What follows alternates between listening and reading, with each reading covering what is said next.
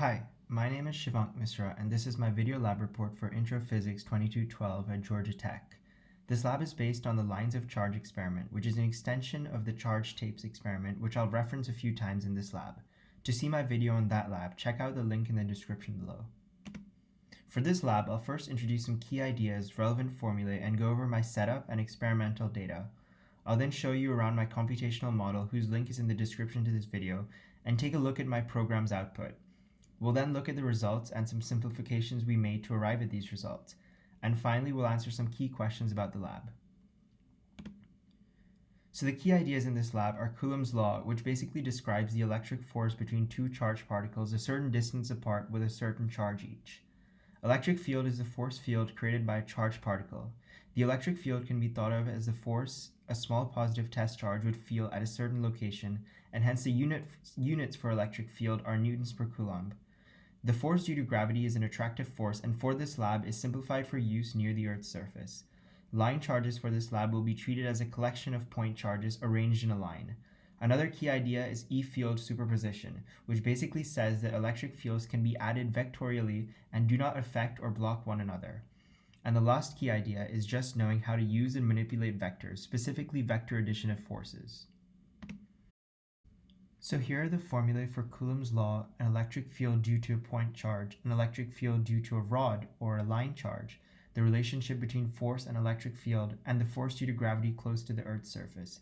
I'm not going to go over each of these formulae as they're all fairly self-explanatory, but you may take a look at them if you so wish. So here's a diagram of the setup, where we floated tape B by holding tape A below it. The separation distance between tape A and tape B, as well as the mass, length, and width of tape B are all shown to the right.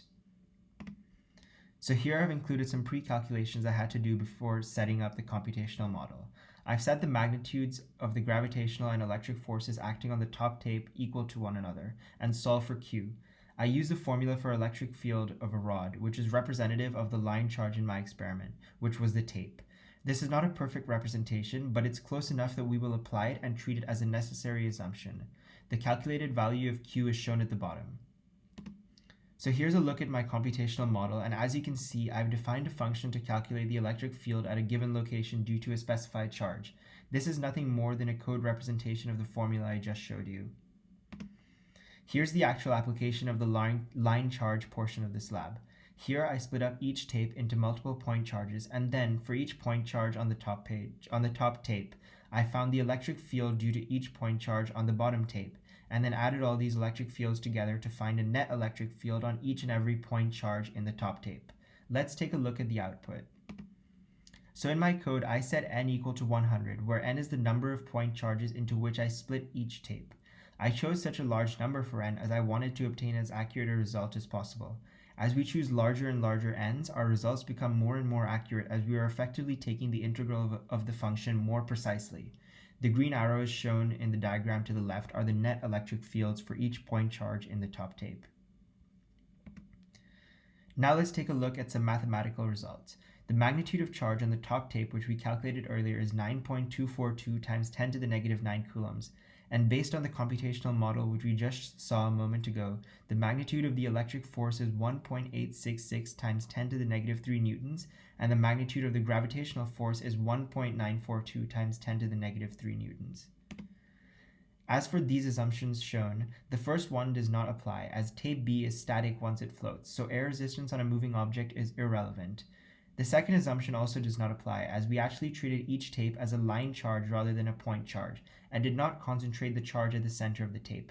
We actually distributed the charge along the length of the tape. The third assumption does apply, as we did assume that the charges on the two tapes were the same. We could reasonably assume this since the two tapes were charged in exactly the same manner. As a quick refresher, this is how I found the magnitude of the charge on the tape based on the point charge model, something I did in my last lab. The process is mostly the same as what I did for the distributed charge model, except I applied a different formula. I swapped out the E field due to a rod for the E field due to a point charge. The magnitude of the charge obtained is shown to the bottom right. Now, how do these two values compare? Well, the charge based on the distributed charge model is far larger than that of the point charge model. The reason for the difference likely has to do with the fact that the point charge model only considers the interactions of point charges with each other, whereas the distributed charge model considers the interaction of each and every small distributed point charge in one rod to each and every small distributed point charge in the other rod. It then sums all these interactions to find a net force which is larger as it takes into account all the relevant interactions involved, something which the point charge model does not do as effectively. The estimate of the charge produced by the distributed charge model is also more likely to be closer to the real value, as the distributed charge model more closely resembles real-world conditions. Thank you for your time and have a nice day.